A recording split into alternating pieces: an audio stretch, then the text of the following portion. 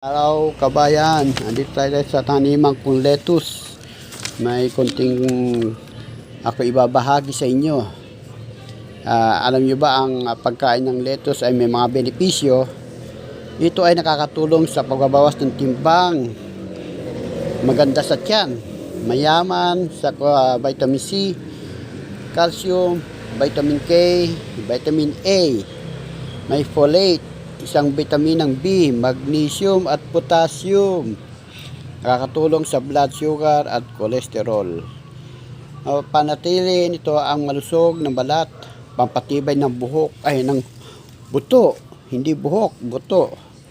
Kinokontrol din nito ang neuronal damage sa utak ng taong may Alzheimer. Ayun. Proteksyon sa mga matatanda upang maiwasan ang muscular damage. Mahusay pa